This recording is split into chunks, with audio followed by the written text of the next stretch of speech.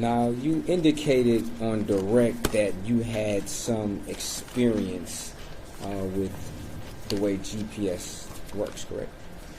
With the way that GPS data is interpreted when it's observed on evidence devices, yes. Okay.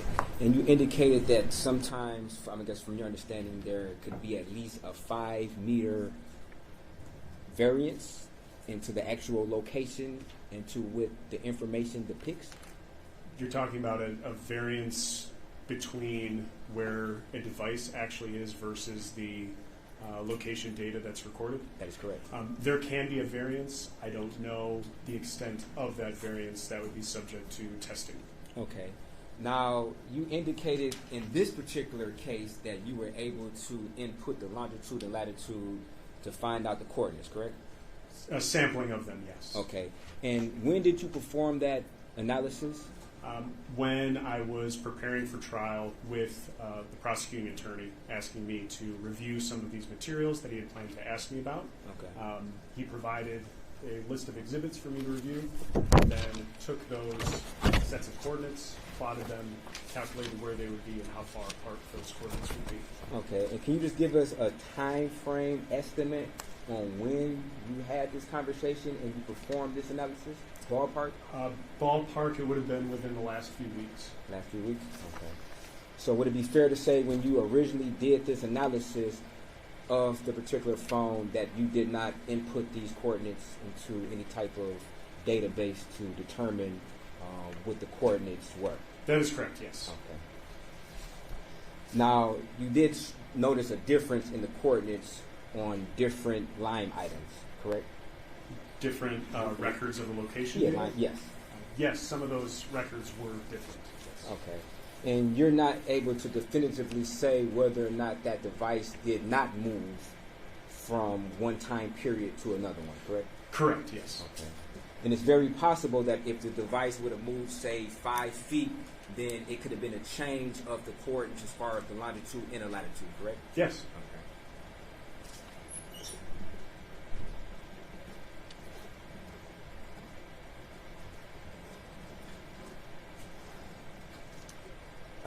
And you also, I believe you indicated there is a margin of error as far as in the GPS coordinates? Yes, with most scientific measurements, there is a margin of error that comes with those measurements, Okay. yes. Were you able to ascertain whether or not in these coordinates there in fact was a margin of error? No. So it would be fair to say that you never went to the actual location area of this apartment complex or condominium to perform your own independent analysis, inputting the exact coordinates that were depicted in the exhibit which the prosecutor asked you to review. Myself to the physical scene? Yes. No, I never went. Okay.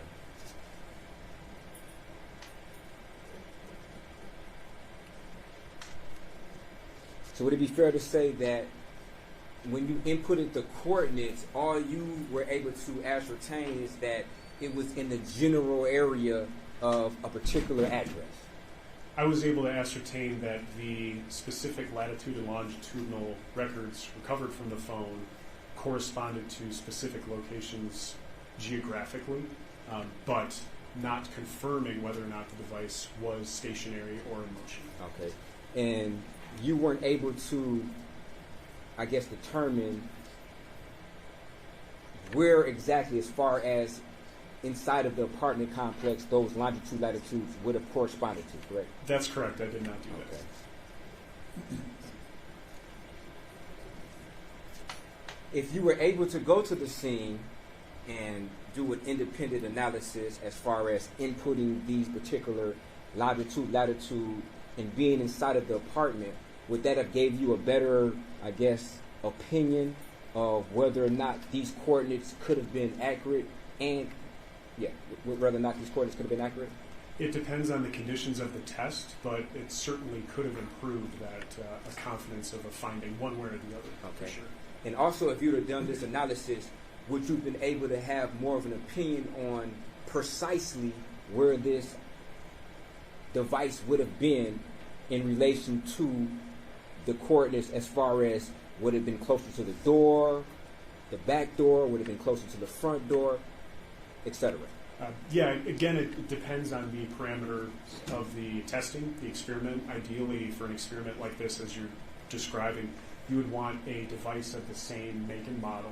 You would want as many of the same factors as possible as it comes to software versions, tools used, even time of day and time of year could be a factor, depending on climate, depending on rotation of the Earth, positioning of satellites. But if you were able to control for as many variables as possible, then yes, you could find potentially more accurate information. Sure. Oh, okay. Were you ever asked to perform any type of independent analysis at the particular scene with a similar device or a device of any sort? No, I was not. Okay. And if that analysis were done, it would be by the request of law enforcement and or the prosecutor, correct? It would be at the request of whoever's making that request. Okay. If the request for examination is valid from whatever party it comes from, and if there is a valid legal authority backing up that request, then I can do requests of examination on behalf of virtually anybody. Okay. And it'd be fair to say that you just wouldn't independently say, I'm going to go over to a location and do my own analysis without first getting the authorization and being requested to do so. Self-deployment like that would be very inappropriate. Yeah, Okay. I wouldn't do that. Okay.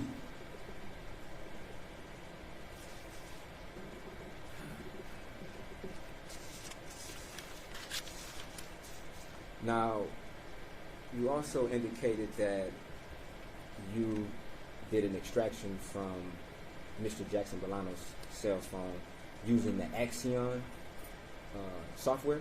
So I didn't perform the extraction of the data, the collection of the data from the device. I was provided with that data set, and then I processed that data using Axiom, A-X-I-O-M, as in Montana software. Yes. Okay. And that's indicated that's a little bit different, I guess, in some respects than Celebrate, since they're both their own independent companies and they have different type of, I guess, coding features in order to analyze the extracted data?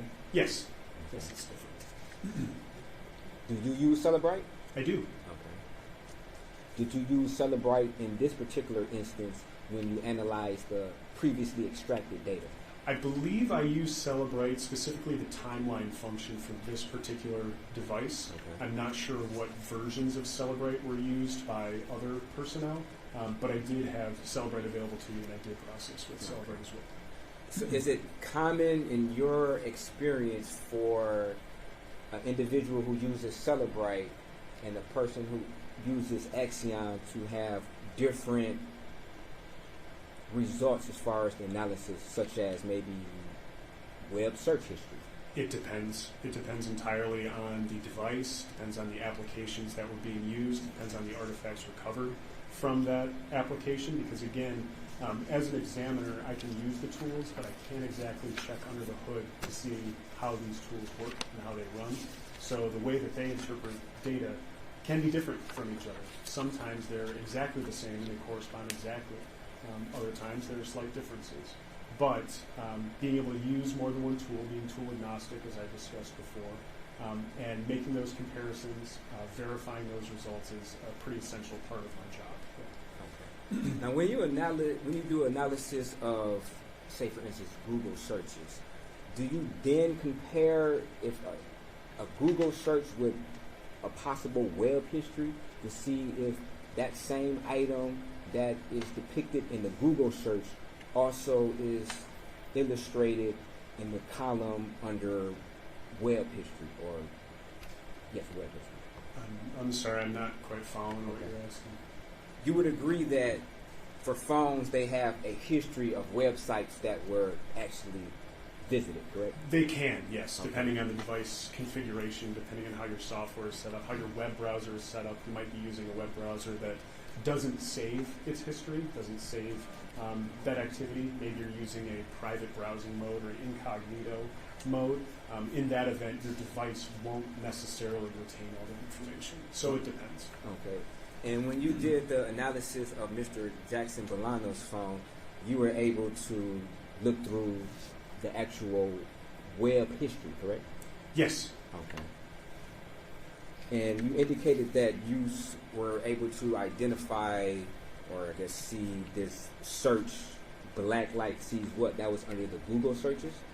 It was in the, if I recall correctly, it was a search using the Google search platform using the Safari web browser on the iPhone, if I recall. And would it be fair to say that when you went back to the Safari's web history, that particular search was not depicted under the heading or title of or column of Safari's web history? It may not have been. I did not look for it there. Okay. Would that be odd, in your opinion, for an individual to use Safari and allegedly use Safari, Google on Safari to search a particular term, and then if you go to the Safari history to not find that same search under the history? Would that be an odd scenario, is that what you're asking? Yeah. Not necessarily. Depending on how... I'm sorry? Depending on the settings or how they set their web?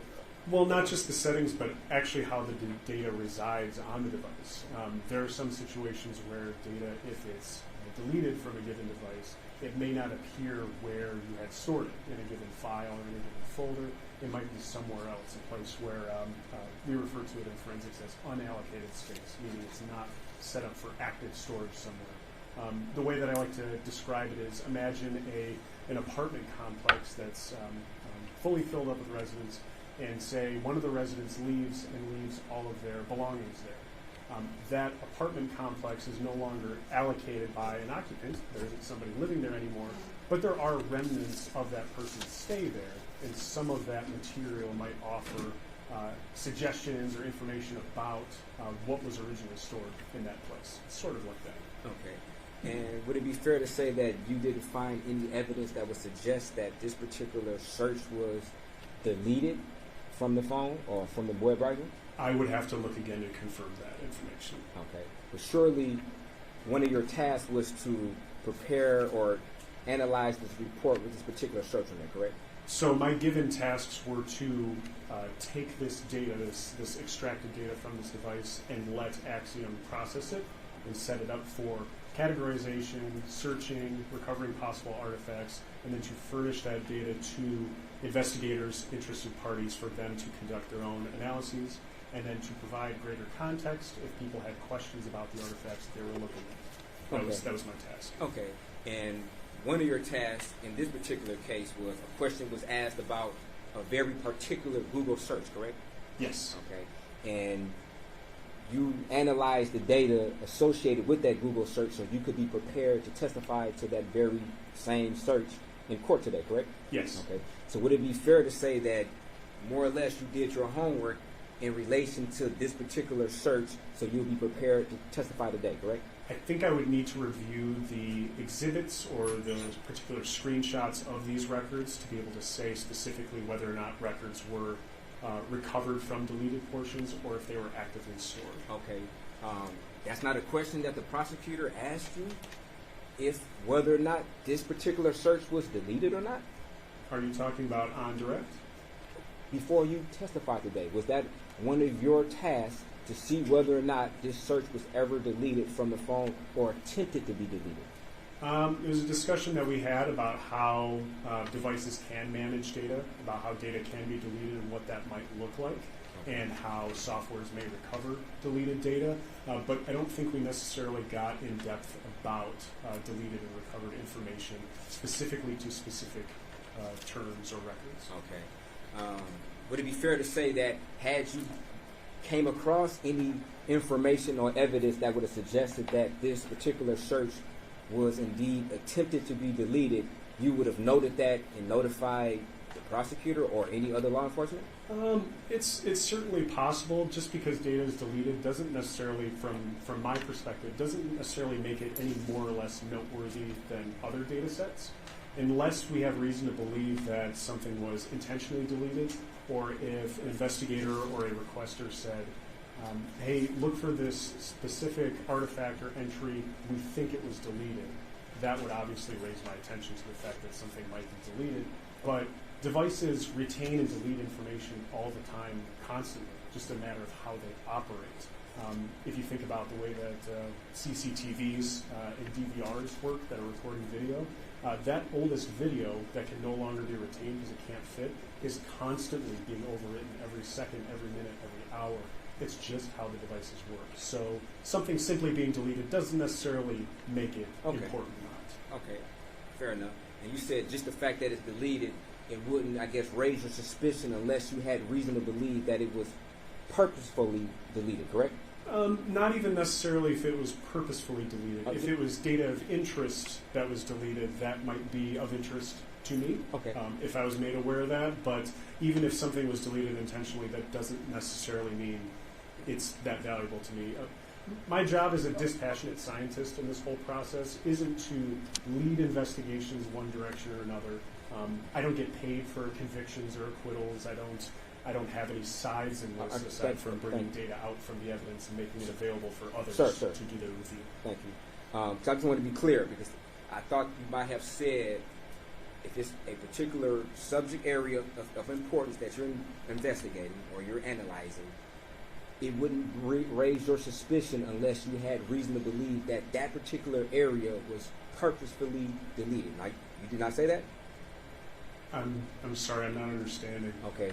If there's a particular area that you are analyzing or a particular search term that you're analyzing, you indicated that your suspicions would not be raised unless you had reason to believe that that particular search term was purposefully deleted. Is that correct? I mean, if data was deleted and that data was data of interest, then yes, I would make note of it. Okay. So in this particular case, you had a very specific term that you were analyzing, correct? I had a term that was brought to my attention after the analysis was complete, yes. Okay. And after the analysis was completed, when that particular term was brought to you, you didn't come across any evidence that would lead you to believe that there was a purposefully deletion or attempted deletion of this particular area or term, correct? It's hard when looking through a device data set to determine whether something was deleted because purposeful isn't even the most accurate term. Devices will delete information on purpose, in quotes, all the time because that's how, again, devices work. If we're talking about users directing a deletion command, it sometimes can be difficult to differentiate between a user telling a device to delete something or a device deleting something as part of just the maintenance of itself. Okay. But again, reviewing the records that were presented, I could very easily check to see if there were any flags or notices saying this was deleted and recovered. Okay, and in this particular case, you didn't see any flags that would indicate that this particular search term was deleted and recovered, correct? I would have to refresh my recollection with the results that were provided. Okay. Do you have the notes in front of you that would refresh your memory?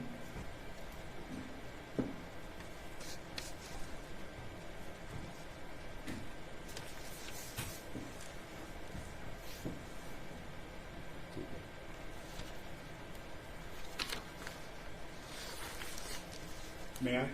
Yes, please. Thank you.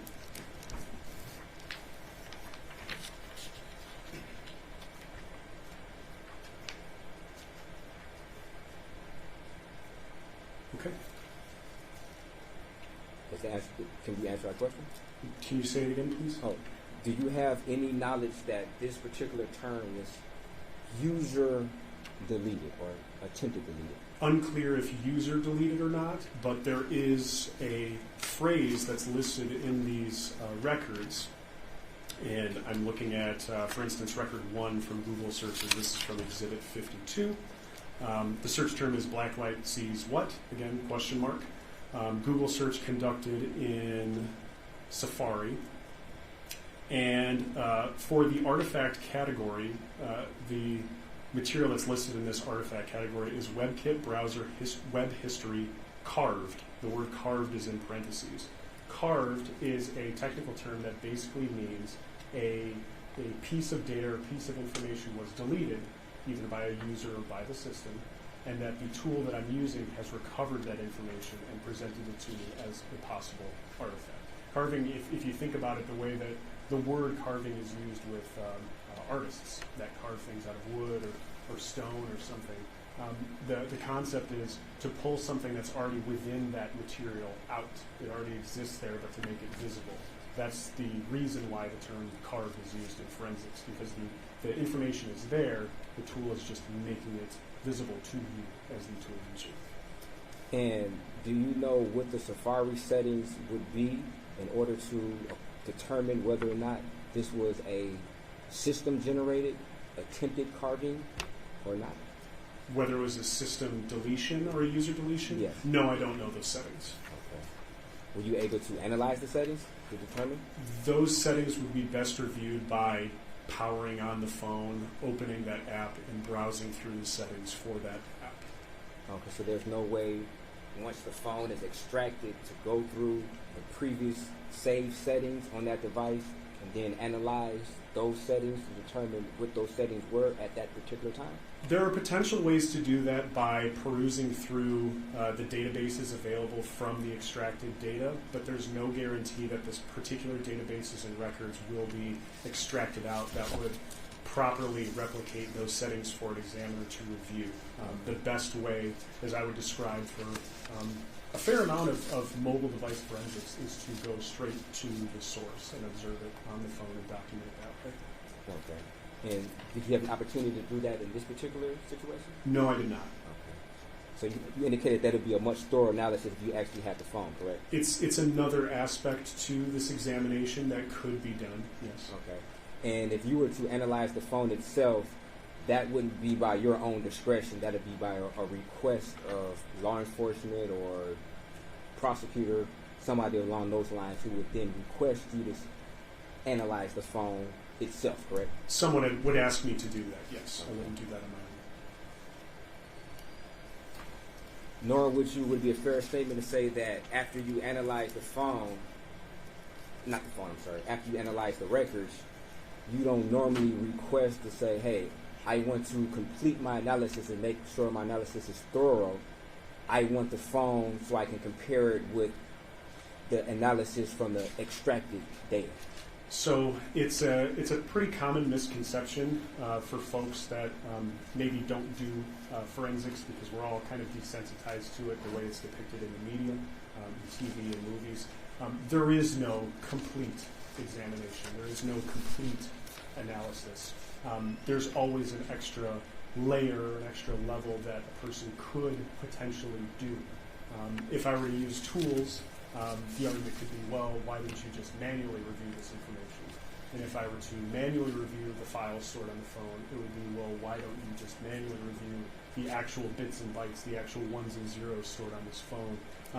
The closest thing a person could get to a complete analysis or a complete examination of a device would probably take the rest of their lifetime for one given device. So, I'm sorry? So would it be fair to say that if an individual wanted to do an extra layer of analysis, one could compare the extracted device information with the actual phone extraction, the physical phone, and compare those two? It may not be total, but it'll be an extra level that one previously didn't have, correct? I see what you're asking. So that is something that could be done, although it should be noted that all the tools that the FBI uses, that we use, with the exception of deviations from our processes, all the tools that we use go through testing and validation procedures where test data sets are actually run through the tools in order to obtain predictable results. If the results that are obtained are predictable, then we know that the tools are operating the way that they should. They're recovering the data the way that they should. They're describing it to us the way that they should. Therefore, the tools can then be trusted, for lack of a better term. And we do that for every version iteration of a new tool, as well as every new tool that we use in our work. As part of your analysis of the extracted information on Mr. Jackson-Bolanos' phone, were you able to view other search histories that were done on his phone? I believe there were other search terms that were recorded on the device and recovered by the tool, yes. Okay. Would it be fair to say that there were multiple searches of that particular device for haunted houses? I would have to go through to remember it. Okay. And you use the Axiom program, correct? Axiom, yes. Okay. And you're familiar with this program? Yes. Okay. Yes, I've used it. If I had hypothetically a Axiom program with the dump of the phone, would you be able to look at that particular, screen to identify whether or not this is the same data that you use and the same software that you use in order to perform your analysis on the phone? Are you talking about the evidence data or the tool data? The software that analyzes the data, or the same phone data? It's the software. The software, oh. if the phone was uploaded into Axiom program, would you be able to identify first the Axiom program and also whether or not this is the same data that you use in order to perform your analysis? Okay, so if somebody else was using Axiom, would I be able to say this is the same software and the same version as the one that I used? Yes. Yes, I would. Okay. I'm sorry, I need to boot this up again. It got unplugged, so I have to boot this Axiom up again.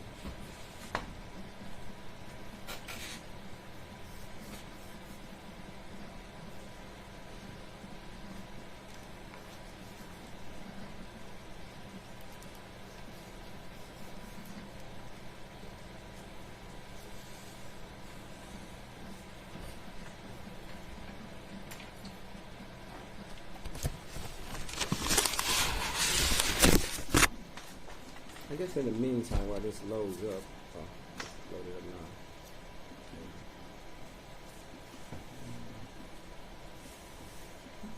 If I could borrow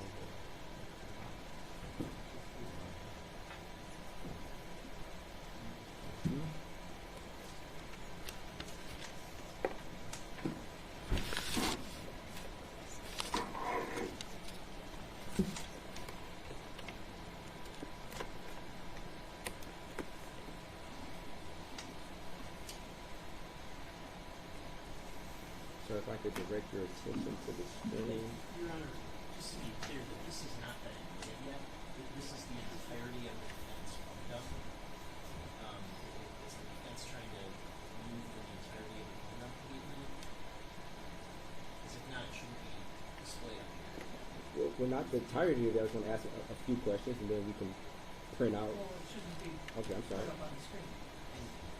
Well, if the witness could, I guess, come over here and look at my screen. One, please.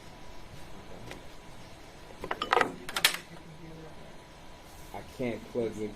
This is a hard drive that needs to be plugged in into the outlet. So if I unplug it, it's not going to.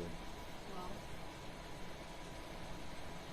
recess over the reason. I mean, this could have been done I understand. a long time ago.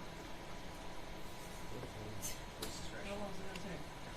For him to look at it, it should take no longer than 45 seconds. Okay. How long is it? Go back there.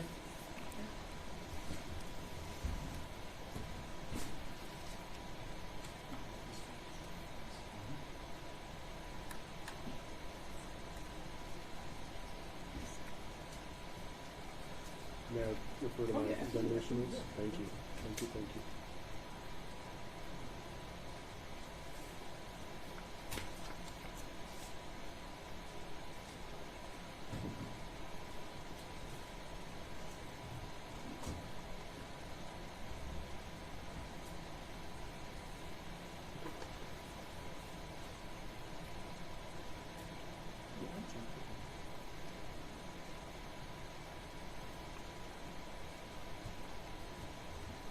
Now, sir, you would agree that this is the same software and the same data that you use to perform your analysis? So what you have on your computer is called a portable case. This is the results report of a given data set. So instead of the fully licensed Axiom software that I would use as an examiner to actually do the analysis, what is on that computer is a portable case. It's a generated version of this software that allows people who don't have the admittedly very expensive licenses for Axiom to be able to review these results in a similar environment. I did verify the version numbers are the same. The name of the software is Axiom. And the case number, that is the that DE letter, those 7 digits, then my request number, then the phone number, those are all the same as well. But it is a portable case version of the fully licensed version. Okay. And would you agree that the data that's contained in this portable case manager would be similar, not the same, as the data that you're working with to perform your analysis? It generally, depending on how the examiner produces the portable case, because you can produce a portable case that contains subsets of that data. Say you were to process a phone and the requester of that examination really only wanted to look at communication records. So chat applications, native texting applications, things like that. You could produce a portable case containing only that information if you so wanted to. More often than not, at least in my experience, investigators, requesters are asking for the entirety of the recovered data from the device. So the portable case could contain substantially the same information as is in the extraction, yes. Okay. And it wouldn't contain any additional information from the software you use. You agree to that, right? A portable case wouldn't contain additional information? Yes. That's correct. It would be very difficult to do that if at all possible. And would it be fair to say that using this software, you can search certain terms within the software to see whether or not these terms exist in the extracted data that's contained on the phone? So yes, this software is set up a lot of ways like how your indexing system or catalog system might work in a library. So instead of walking into a library and knowing you needed to do a 5th grade book report on box turtles, you didn't have to walk through every single book and look for information about turtles. You could go to the nearest computer, search for turtles, see which titles it is that you wanted to look at that would meet what you need, and then you could go directly to where that information is stored. And this software and many forensic softwares operate kind of in that same capacity, facilitating the data for ease of review. Okay. And would you also agree that for some, I guess, web history, or sometimes search history of the extracted device, it doesn't contain any type of date or time of a suspected search? Sometimes date and time information is not maintained among the recovered artifacts and among the recovered information from an evidence item. It just entirely depends on the evidence item and the circumstances around that recovered artifact. But yes, sometimes date and time information is not retained. Okay. And you indicated that you were unaware of whether or not there were various searches for haunted houses on this phone, correct? I would have to review the results specifically for that term to be able to confirm whether or not that was included in the recovered data set. Yes. Okay. And you indicated that this particular portable case manager, in your opinion, wouldn't contain any additional information than the software you use, correct? I believe that's the case, yes. Okay. So it would be fair to say if this particular case manager were to highlight or index certain search terms, you have no reason to believe that in your data, those same search terms would not exist, correct?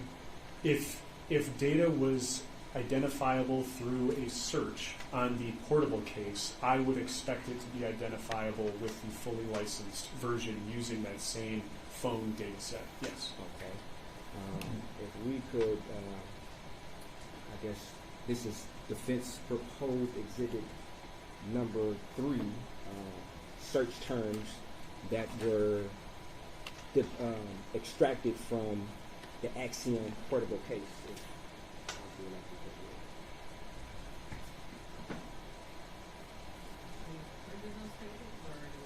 I'm going to show him just this page, the screenshot, and then I would print that out. Yes.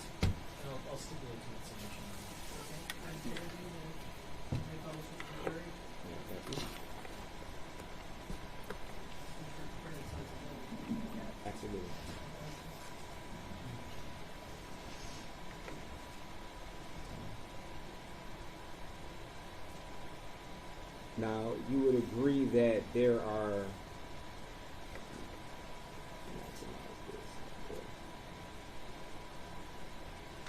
different columns under Safari history. The first one depicting searching haunted houses, correct? Yes, they all have a highlighted portion over haunted, but each of those records seems to contain some reference to haunted houses. Yes. Okay. Correct. And you would also agree that under the date and time, you can scroll down just to verify.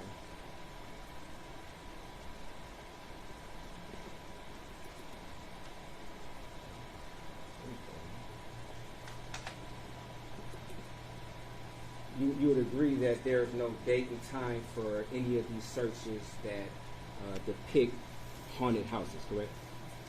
That's correct. Okay. So in cases like that, are you able to ascertain when and where or when these searches may have been done? There can be other artifacts that reference these. It really just depends on how the device and how the software is set up. Sometimes, given sort of other supporting circumstances, you can make inferences or you can extrapolate that, well, if sites were visited in a given order, and if you know one site was visited at a certain time, then you could therefore say that the other sites that occurred after that one visit at a certain time, they then therefore took place after that given date and time. But it entirely depends on other artifacts and what kind of information you have that reference these. Okay. And it'd be fair to say that you specifically were not requested to, I guess, determine when these particular sites may have been looked at, other than today, right now. These haunted house ones? Yes. I was not asked about haunted houses, no. Okay.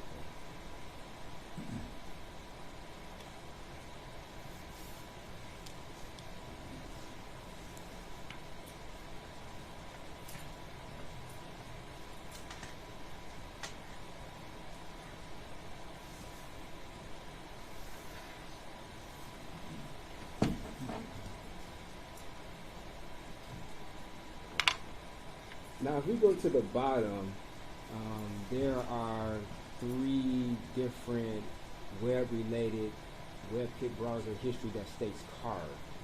Now, correct me if I'm wrong, does that indicate that there may have been some type of deletion, either manually or automatically, of these particular haunted houses searches? That's what carved generally means, is that a record was recovered from something else, either an unallocated space or from some other kind of file or record, that it was pulled out of that and presented, yes. Okay. Is it typical in your experience after a certain time frame, for previously visited websites or previously visited web history to then get automatically deleted by the system? Yeah, what you're referring to is called retention time. Users can set this up on any of their devices, on your phones or on your computer, saying some kind of setting like retain search history or downloads, maybe your list of downloads for 30 days or 15 days or 3 days, or never retain it. And that setting is what would determine when things are automatically overwritten. Yes. Okay. And you stated that the only way to know for certain what those settings are as far as the retention of data in relationship to history, you would actually need the physical device in order to determine what those settings are? I think that would certainly be the easiest way to check, would be to power on the device and see if you can access those settings page without an internet connection. Again, the idea of connecting digital evidence to the internet after the fact of an incident is kind of a no-no in my field. We want to try and isolate that from networks if at all possible. So that's certainly the easiest way, is to manually review it that way. But you could potentially try to go through recovered databases to see if those settings were retained in some kind of log or document, but there's no guarantee that that is retained or recovered. Okay. And in this particular analysis, you were unable or you never had an opportunity to go through the extracted data to figure out what the settings were as far as the retention of the data? That wasn't part of the request Okay. for me. I wasn't asked to do that. Okay. And whether or not you choose to do that, it's simply either by request or not. You don't. It's not your own discretion whether or not you would do that particular analysis, correct? I would, for something like that, I would want someone to have a reason to want to look for something like that. It's not when individuals are requesting assistance from us examiners. Generally, they're not asking what to me would seem like arbitrary questions about how certain things are set up in certain ways.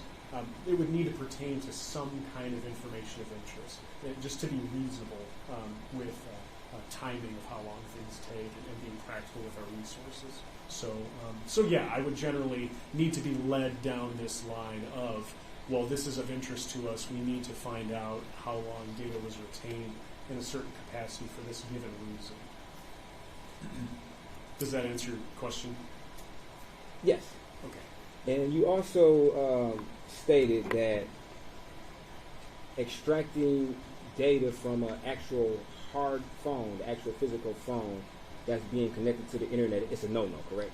Generally, once we're talking about evidence handling procedures now. So when handling digital forensic evidence, one of the first things that you want to do is try to isolate it from outside manipulation or editing or adjustment. As some folks may be aware, phones that and devices that connect to the internet, the data is constantly changing because there's a connection that's being maintained. Sometimes it might be innocuous, innocent data changes. It's certainly possible for smartphones these days to send and receive remote erase commands. So a phone connected to some kind of network could receive a command to erase itself, and that's certainly happened before in the history of humanity. So from a forensic standpoint, when devices are observed, photographed, seized, the ideal method of handling that evidence is to isolate it from a network, the same way that police would cordon off a crime scene, would tape it off. They don't necessarily want people walking through and damaging or destroying trace evidence. We wouldn't want people to even inadvertently damage or destroy digital evidence if we can help it.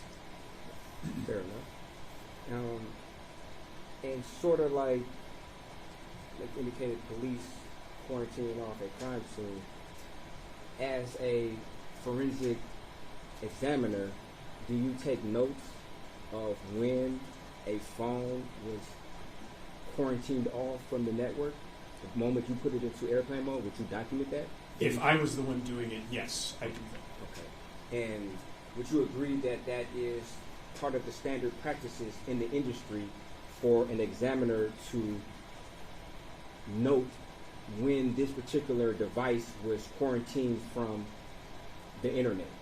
There is some nuance to that question, to the answer to that question, because in some situations you can't enable airplane mode, which is to disable the cell phone capabilities, usually to disable Wi-Fi and Bluetooth, although you do still need to verify that because, as people may or may not know, you can have airplane mode turned on your phone and you can still connect to Wi-Fi and Bluetooth devices. You can still turn that back on. So sometimes you can't turn those antennas off without inputting some kind of a passcode into a device, without unlocking it first. In that situation, you would do your best to remove the SIM card. This is the authenticator that allows you to have access to a given cellular network like AT&T, Verizon, etc. But even then, SIM cards nowadays aren't necessarily all physical cards that you slide into the phone. Nowadays, there are SIM cards that are digital, that are actually inside the phone and can't be ejected out.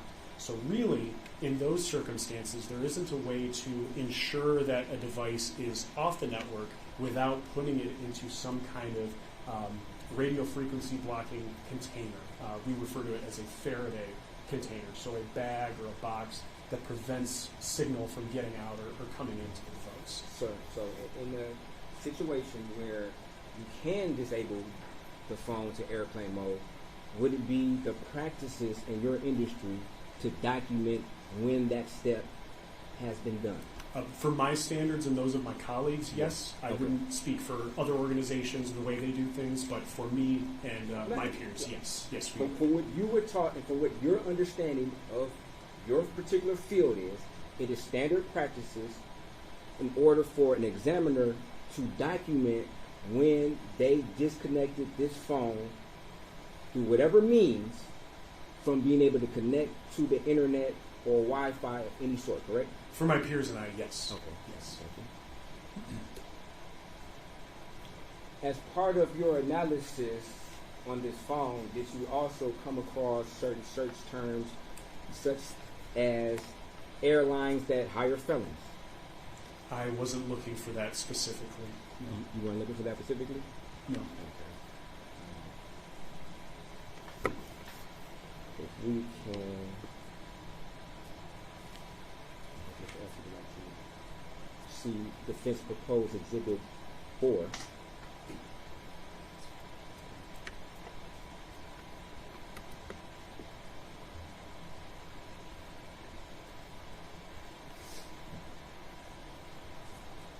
Sir, if I could direct your attention Oh, to... it's behind me. Sorry, I didn't know it was on the screen. You would agree that there are multiple search history, safari history, that indicate airlines that hire felons, correct? Yes, it looks like the search was conducted for the term airline. That portion is highlighted in yellow from the results that meet that search. But yes, in the key detail column, you can see several of those rows read airlines that hire felons - Google search. Yes.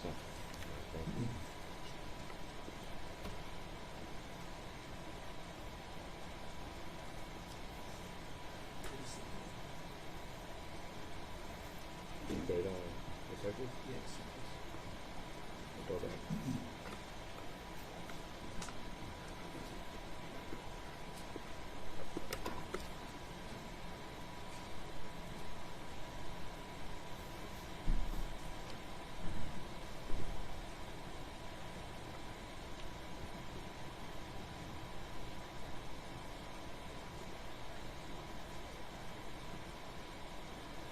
If you use the scroll bar at the bottom, Oh, you can okay. slide the view over. Now, some of these search terms have a date of October the 5th, 2023, and the ones at the bottom, Safari History, airlines that, which I can assume, what it says airlines, I guess I can't assume exactly what the search term is, but You could expand the column. You could make it wider so that we could read the rest of it. Or if you were to highlight that row, you could expand the window on the furthest right that's really okay. small, and then you'd be able to see the full URL. That is the Oh. web page that represents this activity.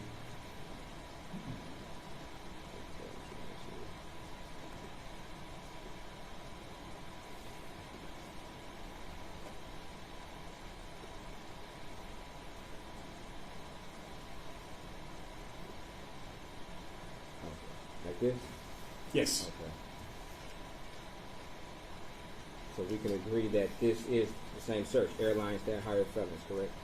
Yes, so that URL at the top, that is the web page that a person or a user would go to result at the airlines that hire felons search results through Google when using Safari. You can see the client equals Safari at the end. Okay, and this doesn't have any date or time that's associated with it, to your understanding?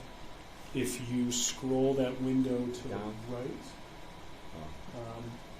Oh. or yeah, maybe you could just scroll that down to see if it's Okay. listed there. Sometimes if the value's not there, it won't even show a date or time option. Okay. Yeah, and that appears to be what's happening here. But we can have confirmation if you slide that sort of middle list, that table, that says matching results, and there's the table underneath it. If you slide that to the right, the other way, No. The scroll bar at the very bottom, the horizontal scroll bar. This one? Yes, yeah. So if you were to slide that over for us to see the rest of that row, or those rows, yes. Okay. So some of those records have dates and times associated with them, and some of them do not, yes. Okay. And where it says item ID, how does that ID associated, or is it random ID, or is it in relationship to what number of the search it is, or can you give us some type of clarity of that? So item ID, I mentioned it briefly in Direct. It is a unique identifier that the software assigns to a given record, a given artifact record. So each individual record, not just in this artifact category, but in all the artifact categories, should have a unique ID identifier. That number corresponds to files, folders, basically anything that was recovered from the given device, and it is the software's way of individualizing everything that it had recovered. Okay. Are these numbers given sequentially as far as maybe from the date that this particular information was generated on the phone, being the less of a number, say 1, being the most, I guess, the longest existing data on the machine, versus whatever the highest number would be, which would be the most recent data that was extracted. Is that a way of looking at it, or? I don't think so. I certainly don't think that's how the software necessarily works, that it looks for oldest retained things. But to have a clear, concrete answer, you would need somebody who wrote and developed this software to provide that explanation. You can see some of these records have consecutive numbers or numbers that are very close, and some of them do not. It just entirely depends on when the software got to that given record, and without being the engineer or the person that wrote this code, I wouldn't be able to say how that code is generated. So if we look at this highlighted line where it says last visited on October the 5th, 2023 at 8:01 and 47 seconds, it's given an ID of 14156. And then it seems like a similar search was done right before, maybe a second before, and it's also given an ID number which is 2 numbers off. I think I see what you're asking now, how those numbers could be out of order with the time and date that the records are displaying, correct? Is that what you're asking about? Or just the fact that they're very close in numerical value given the proximity and time on which this data appears to be accessed. It's certainly possible. We also still have to remember that these artifacts might be coming from the same logical place stored on this phone. So the tool might already be, for lack of a better way of putting it, in that neighborhood when it finds that additional record and then itemizes that one. Again, this isn't necessarily universal across all the artifacts throughout the phone. As we know, just being device users, we're doing multiple things all the time on our phones, on our computers, and a lot of things that we're doing aren't necessarily related to each other. We might be on a video conference call with somebody and sending email at the same time, and also checking the scores of the Tigers game or something, all at the same time.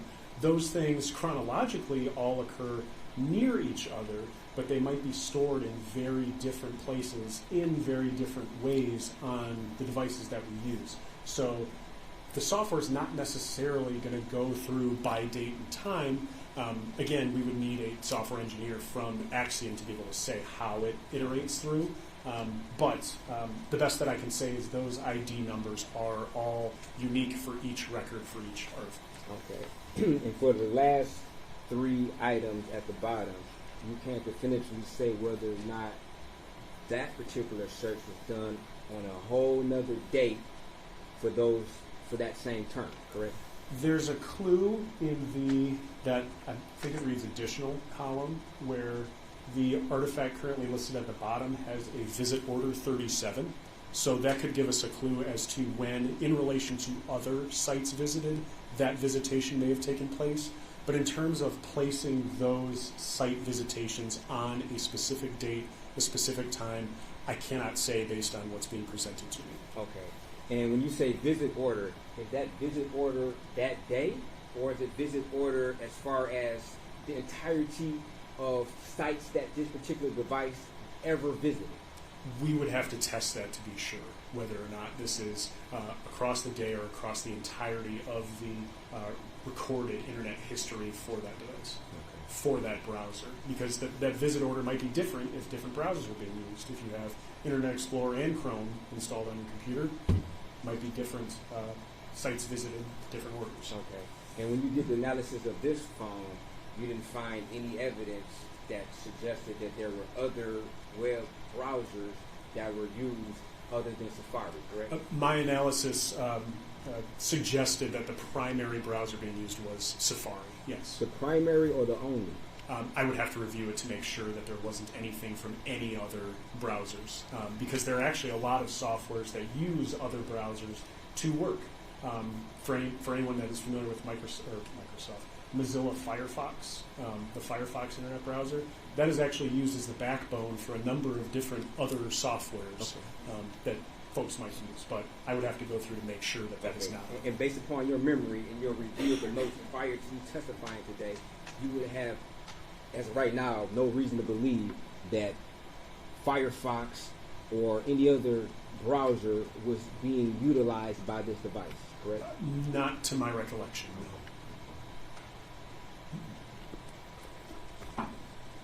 And based upon your review and analysis of this phone, did you also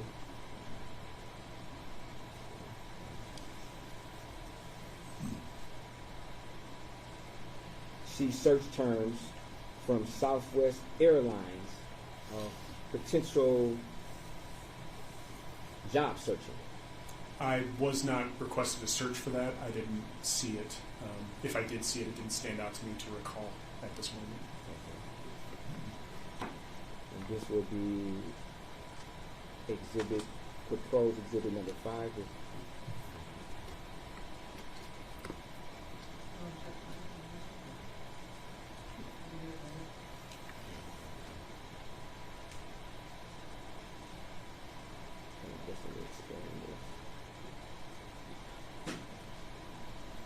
So you would agree that there is Safari history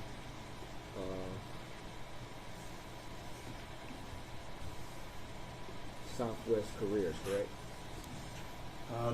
Yes. So of the displayed records, a majority of them list under key details titles. So this would be the actual title of the web page that a website would provide. And it's listing FAQ and then the pipe symbol, Southwest careers. So a frequently asked questions page for Southwest careers without obviously navigating to the URL to confirm. That's what I would presume that these pages would represent. Okay.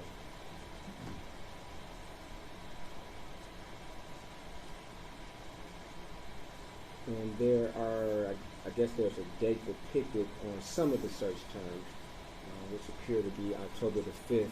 And I guess a similar question in regards to the other, I guess, searches that don't have a date or time. You couldn't definitively say when those searches were done, correct? Again, it depends on if any other ancillary detail might give us ideas about maybe date and time ranges. But if the date and time is not recovered with a given record, then it's very difficult, not impossible, to pinpoint a day and time for that record. Yes. Okay.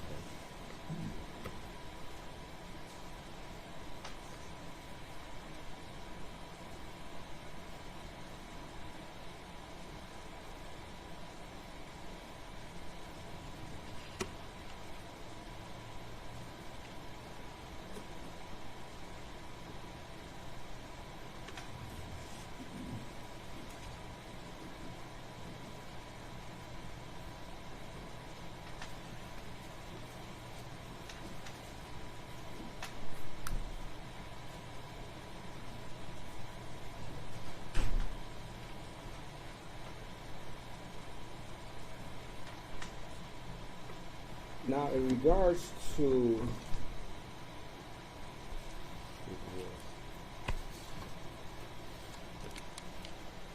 Exhibit 52.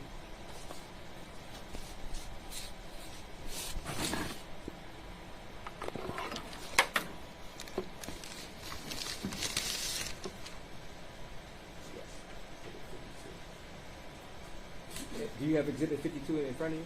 I returned the exhibits that were provided to me, whichever number that was.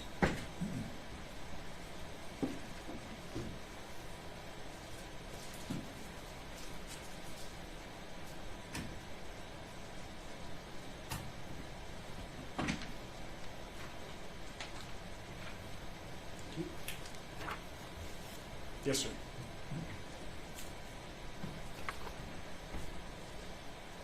Now, these are Google searches.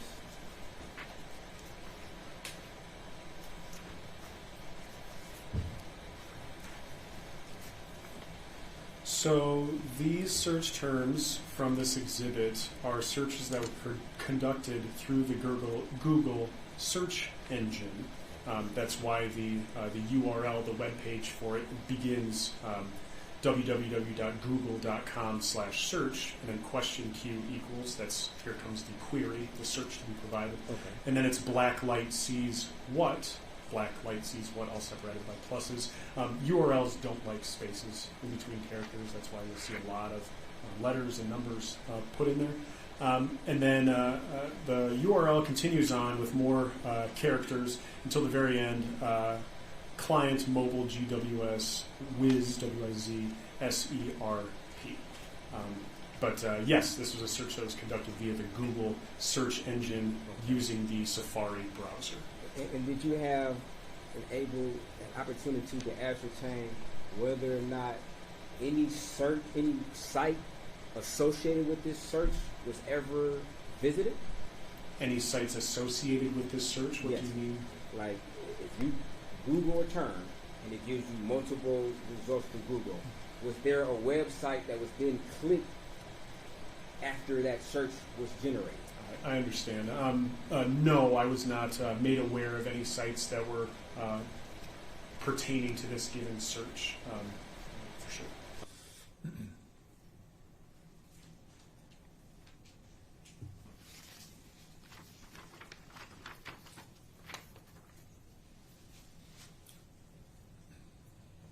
So just to be clear, what you're saying is, as far as your analysis, so let's back up. So once you go to Google and you search in weather or whatever, dog, it's going to give you multiple different results of what Google feels that are websites that pertain to dog, correct? Search results. So it could be websites.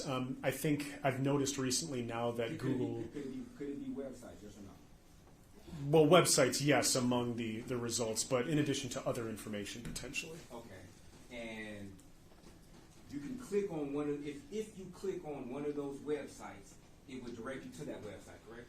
Ideally, yes, how the internet works, And, yes. and once you're generated or once you're directed to that particular website, it would then leave some type of data which you would be able to extract to determine whether, in fact, an individual actually clicked on one of those search results, correct? It's certainly possible. I wouldn't say it definitely happens, but it's certainly possible, for sure. Okay. So to be clear, you don't have anything as far as your analysis that would indicate that the user of this particular device ever clicked on any of those search results that were depicted or given for this particular search, correct? I wasn't made aware of any navigation to any of these sites that were from these search results, no. And you were asked to look to see whether or not there was navigation from any of those search results, correct? That's not what I was asked, no. You were not asked that? No, sir. I was asked to authenticate these records from this given exhibit and whether or not they do in fact come from the data set I provided, and I did authenticate that, yes. Did you do any cross-referencing with to see whether or not any of these search results were actually, I guess, depicted or attempted to be used? I was not asked that either, no, sir. No, I'm sorry. I mean, it was a little confusing. It was kind of confusing. It sounded like it came from my mouth. Did you ever do any independent analysis to determine whether or not any of these search results were actually inquired.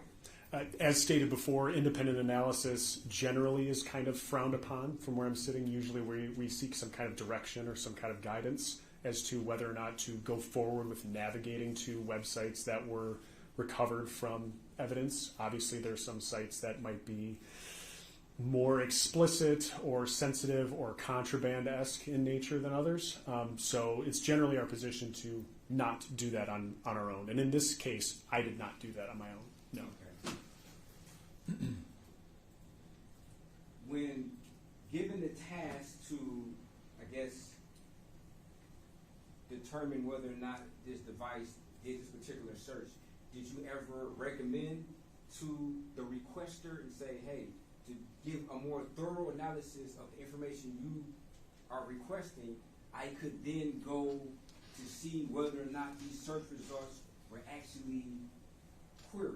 That's not a common function of my job, so that's not something that I offered. Okay. No.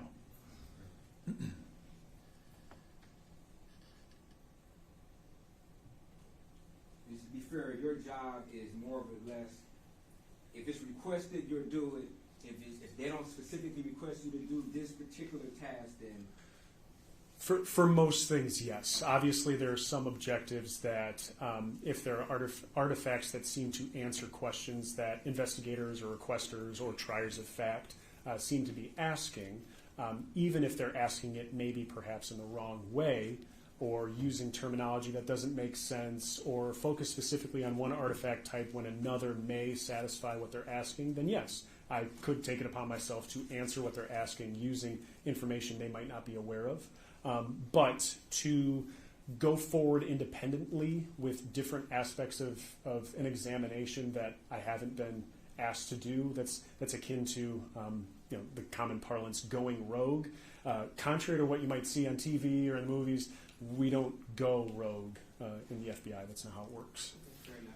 And in this particular analysis, you had no reason to believe that the requester was not using the correct terms in order to give you a task of the information that you felt that they wanted to request, correct? I didn't have any reason to believe I was being misled in any way, intentionally or otherwise. No. As far as you knew, they knew exactly what they wanted to get, the information they wanted to get from you, and you gave it to them, correct? Yes. Okay.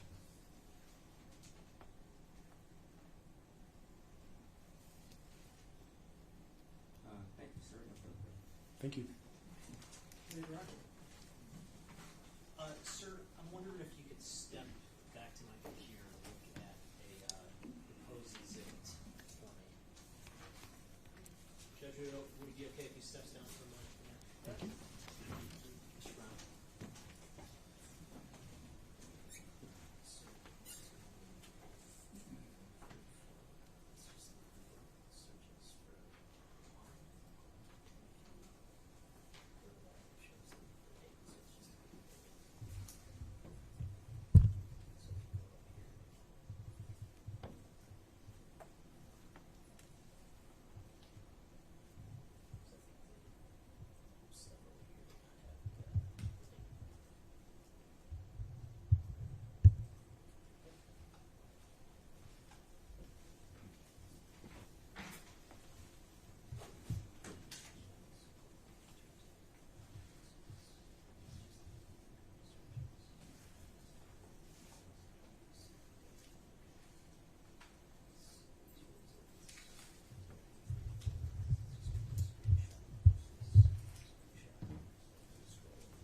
So it's the same records.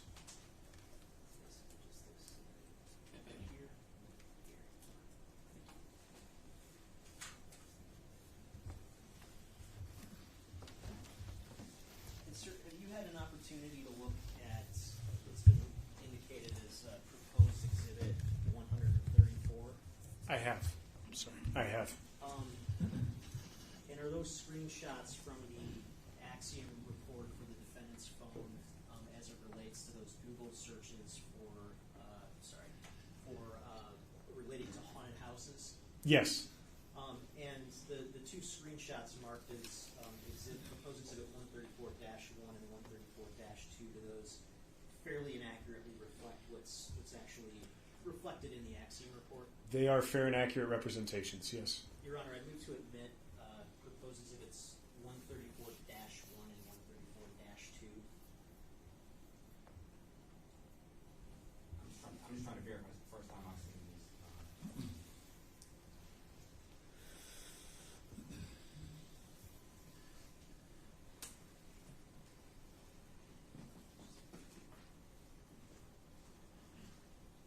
No objection.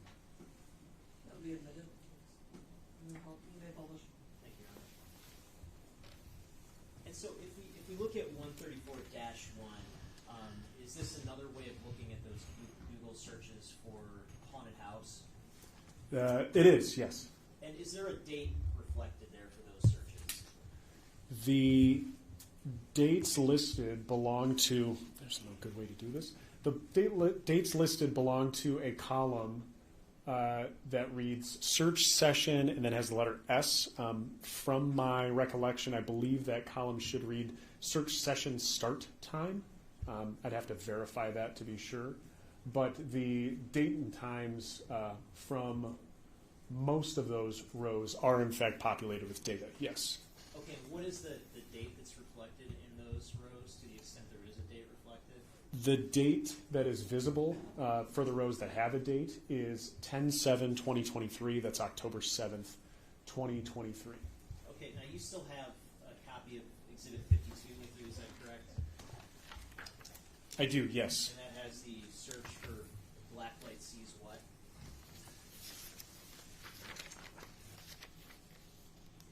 Yes, it does. And what is the date reflected for that search again? The date for record 1 for blacklight sees what? Question mark. The search session start date and time in UTC is October 30, 2023. But since it's UTC and the time is 2:19 a.m., if we were to subtract 4 or 5 hours depending on daily savings, the date would actually be 10/29, so October 29, 2023. Okay, thank you. No further questions. Ross, based on that? Yes. If I could have the gentleman maybe approach my computer just to verify. Go ahead.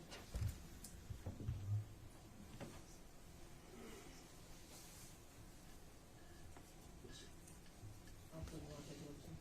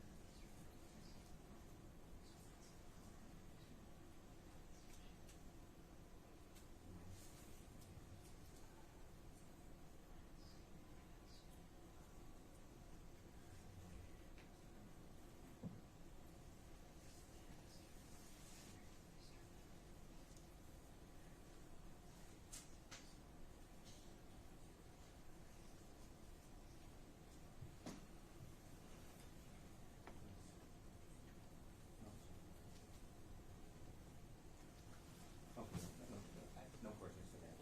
Okay. Right here now. I appreciate it.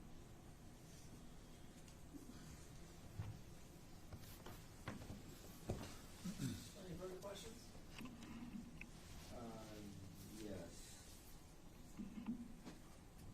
Now, sir, is that, I know you did a quick analysis on the prosecutor's screen, and you indicated for the different haunted houses searches that have dates, you indicated that it was October the 7th, correct? I think so, yes. I'd have to look at it again just to be exactly right, but yes, early October. Yes. Okay. Were there any haunted house search dates or haunted house searches that did not have dates? Of those that were provided on screen, it looked like there might have been one or two records that didn't have dates associated with them. I couldn't tell from the view on screen. Okay.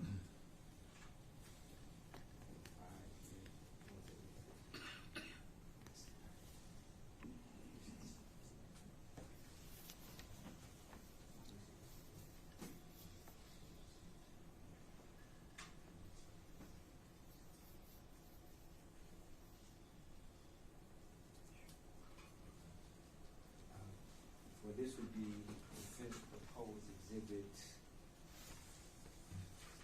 5, 6, 6. Okay. No.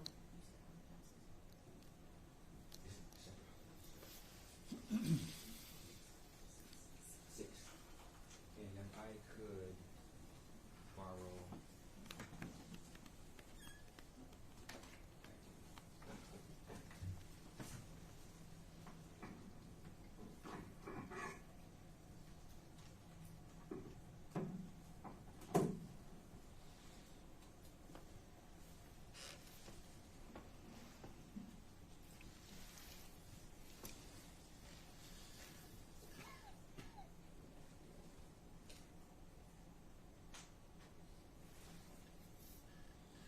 So you were shown certain searches that I guess had a date of October the 7th, correct? For haunted house, correct? Yes, on screen right now is searches for haunted plus house, I think is what the URL says, but you can see the key detail, the webpage titles, haunted house attractions, haunted house near Toledo. Those artifacts are listed, and then the dates pertaining to those records seems to be October 7th, 2023, with that time later in the evening, 11:30ish. Okay. And if we scroll up to these other searches and go over to the date and time of haunted houses, some say Toledo haunted houses, some say haunted houses, you'd agree that these have no date and time, correct? Right, that's a function of where these searches are being recovered from. Sometimes searches are retained in places that don't necessarily have a corresponding date and time. Sometimes they are. The tool is just representing what it finds to me. And you're not in a position to say whether or not these are totally separate searches for haunted houses, correct? From where I'm sitting right now, no. I can't say one way or the other whether these are separate searches or the same search just being recorded in multiple places. Okay, and you would agree that they have separate item IDs, correct? They do. Okay. Thank you. No further questions.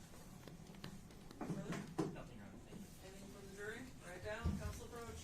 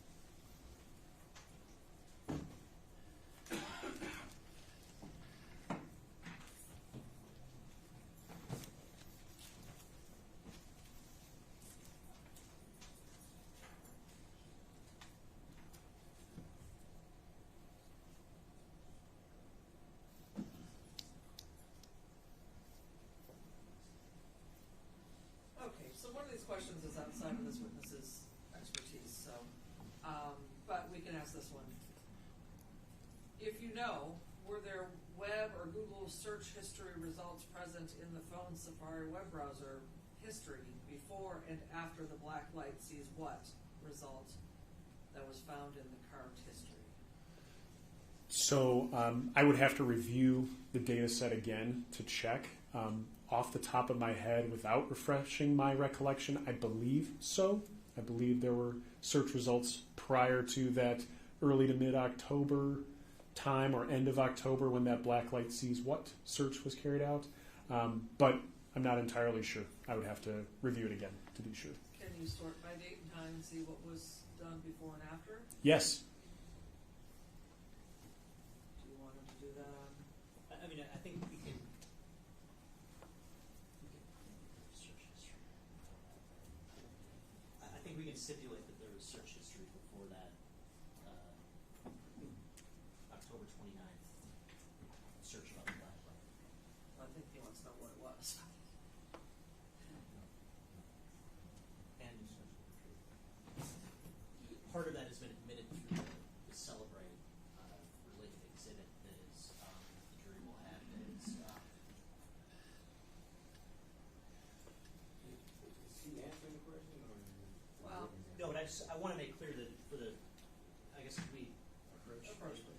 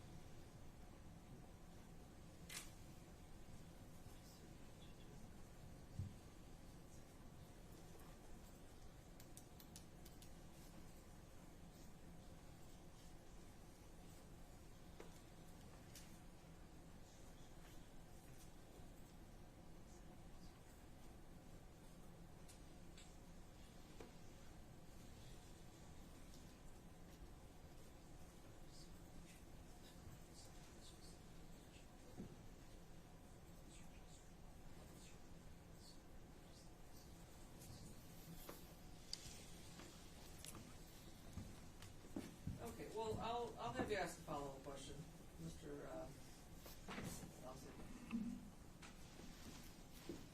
Yeah, I think Mr. Brown. Mr. Brown, you want to ask a follow-up question? Yes, thank you. As part of your testimony today, the only search item that you were asked about is black light, correct? It was the black light sees what, as per my testimony today. Yes, that was the only term that I was asked about. Okay. You weren't asked any other questions regarding any potential searches other than myself. You weren't asked any questions by the prosecution of any potential searches that, you know, in your mind they may have felt had any type of evidentiary value to this case, correct? There were other search terms that were discussed between myself and prosecution, but I was only asked about that black light sees what today. And that's the only question that you were asked today on the stand, as far as the black light sees what? Yes, aside from the haunted house line that you're asking about. And would it be fair to say that some of the search terms do not have a date or time associated with it, correct? Yes. Okay. So would it be fair to say that if you were doing a sort of indexing of what order certain searches happened on the phone, you may not get an accurate analysis simply because some of the search terms don't have a date and time. Would that be fair? If I was sorting it by chronologically, so making a sort of timeline of the internet search activity, right? Is that what you're Yes. asking? The records that don't necessarily have a date and time wouldn't necessarily accurately be able to be placed in that timeline if based solely on date and time. You would have to use possible supporting artifacts such as visit order, like we had discussed earlier. Okay. And you were not done to generate. You were not asked to generate any report that will reflect a timeline of certain search items from the device, correct? I actually was. Okay. You didn't testify to that today about. No, I provided it, but I did not testify to it. That's correct. Okay.